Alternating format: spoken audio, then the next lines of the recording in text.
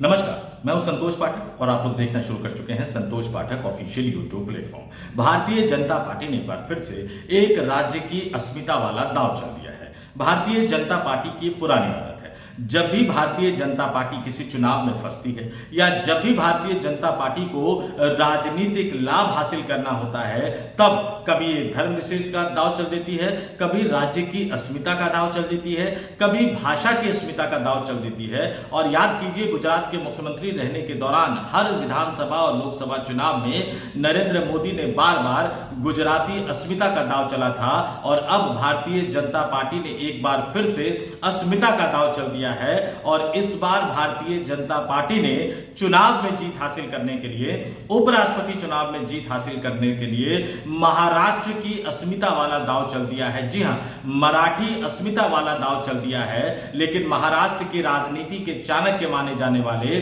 महाराष्ट्र की राजनीति के एक दिग्गज नेता माने जाने वाले पवार साहब ने भारतीय जनता पार्टी के इस महाराष्ट्र की अस्मिता वाले दांव के गुब्बारे की हवा निकाल दी है, यानी इस गुब्बारे को एक तरह से पंचर कर दिया है। तो शरद पवार ने भारतीय जनता पार्टी को एक बड़ा झटका दे दिया है। और शरद पवार ने सिर्फ झटका ही नहीं दिया, बल्कि भारतीय जनता पार्टी के उम्मीदवार पर एक सबसे बड़ा संगीन आरोप लगा दिया है। और इस संगीन आरोप के लगने के बाद एक बार फिर से एनडीए गठबंधन में शामिल नेताओं और राजनीतिक दलों की भूमिका पर एक बड़ा सवाल उठकर निकलकर सामने आ गया है कि अब एनडीए गठबंधन में शामिल नेता क्या करेंगे।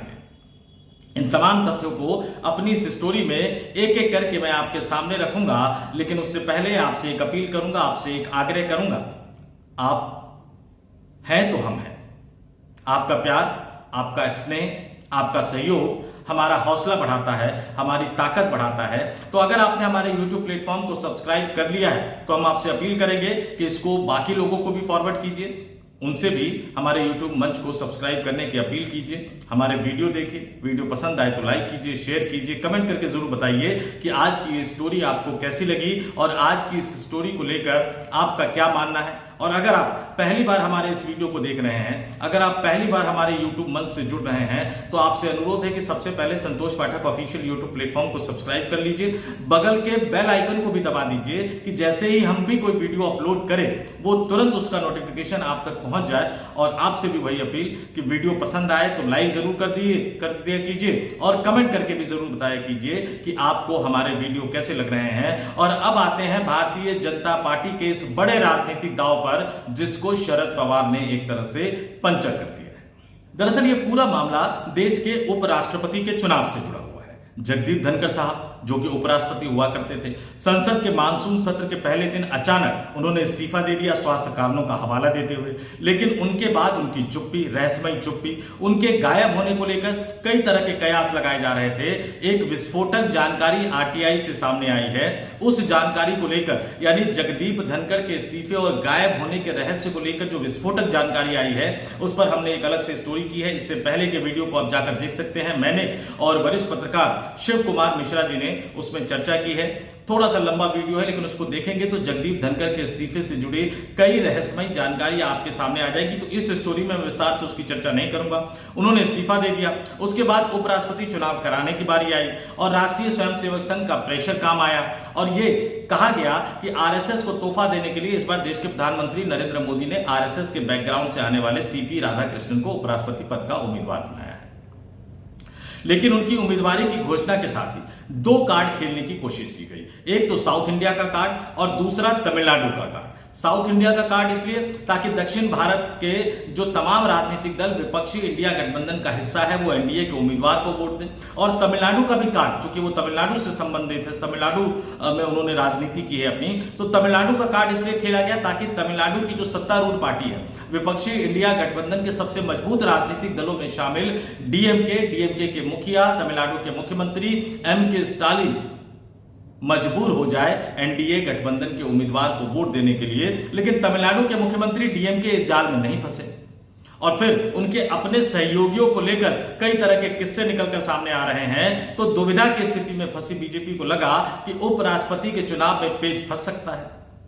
महज कुछ सीटों का अंतर है। विपक्षी गठबंधन एकजुट होकर चुनाव लड़ रहा है। अरविंद केजरीवाल विपक्षी गठबंधन के उम्मीदवार के समर्थन में जुट गए हैं। तो फिर उनको याद आया कि अरे हम तो मराठी कार्ड भी खेल सकते हैं, हम तो महाराष्ट्र अस्मिता वाला कार्ड भी खेल सकते हैं। और उसके बाद ये जिम्मेदारी दी गई महाराष्ट्र के मुख्यमंत्री देवेंद्र फडणवीस को। महाराष्ट्र के मुख्यमंत्री देवेंद्र फडणवीस ने शरद पवार साहब, जिनकी पार्टी को तोड़ चुके थे, जिनके भतीजे को तोड़कर एनसीपी भी छीन ली, चुनाव चिन्ह भी छीन लिया, उनके भतीजे अजीत पवार को देवेंद्र फडणवीस साहब ने उप मुख्यमंत्री बना रखा है। तो उनके चाचा शरद पवार को फोन किया और शिवसेना, असली शिवसेना तो छीन ली इन्होंने, चुनाव चिन्ह भी छीन लिया, नाम भी छीन लिया, और जो पार्टी तोड़ कर आए वो एकनाथ शिंदे उप मुख्यमंत्री बने हुए देवेंद्र फडणवीस। तो शरद पवार और उद्धव ठाकरे दोनों को फोन किया और महाराष्ट्र की अस्मिता वाला दांव चल दिया। अब महाराष्ट्र की अस्मिता वाला दांव क्या था? देवेंद्र फडणवीस ने इन दोनों नेताओं को कहा कि महाराष्ट्र जो सीपी राधाकृष्णन साहब जो एनडीए गठबंधन के उम्मीदवार है वो महाराष्ट्र के राज्यपाल है, और राज्यपाल होने के नाते वो मुंबई के मतदाता भी है। तो जाहिर सी बात है कि महाराष्ट्र के मतदाता है, और महाराष्ट्र का एक वोटर उपराष्ट्रपति का उम्मीदवार बना है, तो महाराष्ट्र की अस्मिता के खाते महाराष्ट्र के सभी राजनीतिक दलों को सीपी राधाकृष्णन साहब को समर्थन देना चाहिए। उद्धव ठाकरे ने सोच विचारने की बात कही, लेकिन शरद पवार ने महाराष्ट्र के मुख्यमंत्री देवेंद्र फडणवीस को साफ साफ इंकार करते हुए कह दिया, इंकार भी किया और बड़ा आरोप भी लगा दिया। शरद पवार ने क्या कहा? बाद में उन्होंने मीडिया को बाइट भी दी, मीडिया में उन्होंने अपने बयान को भी रखा, और शरद पवार ने कहा कि उनकी विचारधारा, यानी पवार साहब की जो विचारधारा है वो एनडीए गठबंधन के उम्मीदवार सीपी राधाकृष्णन से मेल नहीं खाती है। और आगे उन्होंने कहा, आपको बता दूं कि सीपी राधाकृष्णन साहब झारखंड के भी राज्यपाल रह चुके हैं। तो शरद पवार ने एक बड़ा आरोप लगाते हुए कहा कि जब राधाकृष्णन झारखंड के राज्यपाल थे तो मुख्यमंत्री हेमंत सोरेन उनसे मिलने राजभवन गए और उनको राजभवन से गिरफ्तार कर लिया गया। हेमंत ने अनुरोध किया था, वो इस्तीफा देने गए थे, हेमंत सोरेन ने अनुरोध किया था कि उनका इस्तीफा स्वीकार कर लिया जाए, उन्हें राजभवन से गिरफ्तार न किया जाए, लेकिन ऐसा नहीं हुआ। उनकी अपील के बावजूद उन्हें राजभवन से गिरफ्तार कर लिया गया, सरकारी पद का दुरुपयोग किया गया। ऐसे में जो लोग लोकतंत्र में भरोसा नहीं रखते उनका हम समर्थन नहीं कर सकते। यानी शरद पवार ने साफ साफ एक बड़ा संगीन आरोप लगा दिया। जांच एजेंसी का दुरुपयोग करने का आरोप तो लगता ही है, ईडी का दुरुपयोग करने का तो आरोप लगता ही है। जब ये तय हो गया था कि हेमंत सोरेन को जेल जाना पड़ेगा, जब ये तय हो गया था कि जांच एजेंसी हेमंत सोरेन को गिरफ्तार करेगी, हालांकि बाद में अदालत ने किस तरह से टिप्पणी करके जमानत दे दी वो अलग बात है, लेकिन गिरफ्तार करेगी। और जब गिरफ्तार करेगी तो हेमंत सोरेन ने संवैधानिक परंपराओं का पालन करते हुए, संवैधानिक मर्यादाओं का पालन करते हुए अपनी गिरफ्तारी से पहले मुख्यमंत्री पद से इस्तीफा देने का फैसला कर लिया। इसके लिए तो कम से कम उनकी तारीफ करनी चाहिए। चाहते तो अरविंद केजरीवाल की तरह मुख्यमंत्री के रूप में ही जेल जाते और जेल से मुख्यमंत्री के तौर पर ही सरकार चलाते रहते, लेकिन उन्होंने उच्च संवैधानिक परंपराओं, नैतिकता की परंपराओं का पालन करते हुए मुख्यमंत्री पद से इस्तीफा देने के लिए वो राजभवन गए, और राजभवन जाकर उन्होंने इस्तीफा दिया और ये भी कहा कि मैं बाहर जाकर सरेंडर करने जा रहा हूं, लेकिन राज्यपाल ने उनके इस अनुरोध को स्वीकार नहीं किया। शरद पवार के आरोप ये बताते हैं कि उन्हें जांच एजेंसी ने राजभवन के अंदर से गिरफ्तार किया, और शरद पवार सीधे सीधे आरोप लगा रहे हैं कि सीपी राधाकृष्णन साहब राज्यपाल के संवैधानिक पद पर बैठने के बावजूद उन्होंने भेदभाव किया। एक मुख्यमंत्री जो इस्तीफा देने गया था, जो इस्तीफा इसीलिए देने गया था क्योंकि जांच एजेंसी उन्हें गिरफ्तार करने वाली थी, और इस्तीफा देने के बाद वो कहीं भागने वाले नहीं थे, बाहर आकर सरेंडर करने वाले थे, लेकिन उनको राज्यपाल रहते हुए सीपी राधाकृष्णन ने राजभवन से गिरफ्तार करवा लिया। तो शरद पवार ने यह बड़ा आरोप लगाते हुए सीधे सीधे देवेंद्र फडणवीस को मना कर दिया। जो महाराष्ट्र की अस्मिता का दांव देवेंद्र फडणवीस ने चला था भारतीय जनता पार्टी के आला नेताओं के कहने पर, उस दावे की हवा निकाल दी। अब चुनावी राजनीति देखिए और भाजपा का रवैया देखिए। एक उम्मीदवार बनाते हैं आप, कई तरह के आरोप आप दूसरे दलों पर लगाते हैं, विपक्षी दलों पर लगाते हैं, लेकिन एक उम्मीदवार बनाते हैं आप जिनकी राजनीति जड़ें तमिलनाडु से थी। आप उनको राष्ट्रीय स्वयंसेवक संघ का अच्छा नेता कह लीजिए, आरएसएस के बैकग्राउंड से आने वाला नेता कह लीजिए, भारतीय जनसंघ का अच्छा नेता कहिए, भारतीय जनता पार्टी का अच्छा नेता कहिए, एक अच्छा इंसान बताइए, तमाम तरह की तारीफ कीजिए, लेकिन आप पहले तमिलनाडु का कार्ड खेलने की कोशिश करते हैं ताकि विपक्षी इंडिया गठबंधन में शामिल डीएमके और अन्य तमिलियन पार्टी को तोड़ा जाए, उनके सांसदों का वोट हासिल किया जाए। फिर इससे थोड़ा सा आगे बढ़ते हैं तो आप दक्षिण भारत का कार्ड खेलते हुए नजर आते हैं ताकि दक्षिण भारत के राजनीतिक दलों का समर्थन हासिल किया जाए।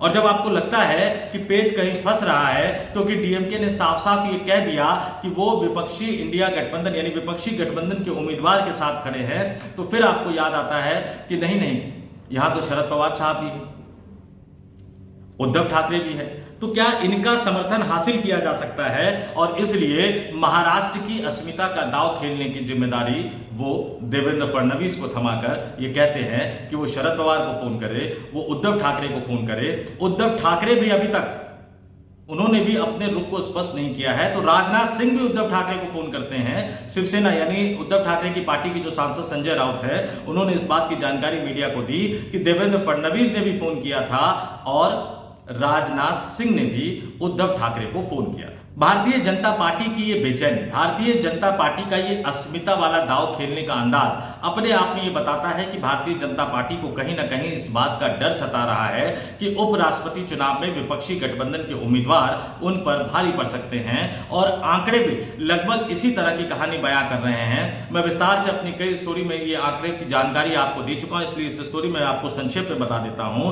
कि एनडीए गठबंधन को यानी लोकसभा और राज्यसभा के तमाम सांसद अगर वोट करते हैं तो एनडीए गठबंधन को अपने उम्मीदवार को जिताने के लिए 391 सांसदों का समर्थन चाहिए। फिलहाल एनडीए गठबंधन में तमाम सहयोगी दलों को मिला लिया जाए, भारतीय जनता पार्टी, चंद्रबाबू नायडू, नीतीश कुमार, एकनाथ शिंदे, चिराग पासवान, पवन कल्याण, इन तमाम सहयोगी दलों को मिला लिया जाए तो 425 सांसद है, यानी बहुमत से 34 सांसद ज्यादा है, यानी 34 का उनके पास बहुमत है। लेकिन जिस तरह से अमित शाह मुख्यमंत्री और मंत्रियों को हटाने वाला बिल लेकर आए, बाद में हंगामा हुआ, उसको जेपीसी को भेज दिया गया। जिस तरह से आंध्र प्रदेश, संयुक्त आंध्र प्रदेश में जन्मे व्यक्ति को विपक्षी गठबंधन ने अपना उम्मीदवार घोषित कर दिया, उसके बाद लगा कि ये तो कांग्रेस पार्टी ने, ये तो विपक्षी गठबंधन ने हमारा वाला दांव खेल दिया। अब चंद्रबाबू नायडू क्या करेंगे, अब पवन कल्याण क्या करेंगे, नीतीश कुमार के सांसदों पर भी नजर बनाए रखने की बात कही जा रही है और भारतीय जनता पार्टी के सांसदों पे भी क्रॉस वोटिंग की बातें निकलकर सामने आ रही है। भारतीय जनता पार्टी को इस बात का डर क्यों सता रहा है? क्योंकि उपराष्ट्रपति चुनाव गुप्त मतदान प्रणाली के द्वारा होता है, उसमें कोई भी राजनीतिक दल अपने सांसदों को व्हिप जारी नहीं कर सकता। और इसलिए यह कहा जा रहा है कि जिस तरह का व्यवहार जगदीप धनखड़ के साथ किया गया, उसके बाद उत्तर प्रदेश के कई सांसद नाराज हैं, राजस्थान के कई सांसद नाराज हैं, हरियाणा के कई सांसद नाराज हैं, जाट समुदाय में नाराजगी की बात कही जा रही है, किसानों के बीच में नाराजगी की बात कही जा रही है। उत्तर प्रदेश के मुख्यमंत्री योगी आदित्यनाथ के रवैये को लेकर भी कई तरह के सवाल उठ रहे हैं और कई सहयोगी दलों के सांसदों के मन में भी जो संशय और दुविधा की स्थिति है, उसको लेकर भी भाजपा आलाकमान डरा हुआ है। और इसलिए भाजपा आलाकमान एक के बाद एक अस्मिता का दांव चल रहा है। पहले दक्षिण भारत की अस्मिता, फिर तमिलनाडु की अस्मिता, अब महाराष्ट्र की अस्मिता, और इंतजार कीजिए आने वाले दिनों में हो सकता है कि कई अन्य राज्यों का कनेक्शन निकालकर उन राज्यों की अस्मिता वाला दांव भी चल दिया जाए। लेकिन फिलहाल शरद पवार ने एक बड़ा झटका नरेंद्र मोदी और अमित शाह वाली भारतीय जनता पार्टी को दे दिया है और विपक्षी गठबंधन की ये एकजुटता, अरविंद केजरीवाल का विपक्षी गठबंधन के उम्मीदवार का समर्थन करना और तमाम राजनीतिक दलों के सांसदों से अंतरात्मा की आवाज पर देश हित में मतदान करने की अपील करना, ये कहते हुए कि भले ही उनके नेता कुछ भी कहे, लेकिन सांसद निश्चित होकर अपने मन के अनुसार, देश हित के अनुसार, अपनी अंतरात्मा की आवाज के अनुसार मतदान कर सकते हैं, क्योंकि गुप्त मतदान प्रणाली के द्वारा होता है। इसने भी भारतीय जनता पार्टी के आलाकमान की चिंताएं बढ़ा दी है। 9 सितंबर को उपराष्ट्रपति का चुनाव होना है और 9 सितंबर को ही चुनावी नतीजे भी आ जाएंगे। तो देखते हैं आने वाले दिनों में भारतीय जनता पार्टी और कौन कौन सा दांव खेलती है अपने उपराष्ट्रपति पद के उम्मीदवार को जिताने के लिए। इस वीडियो में इतना ही।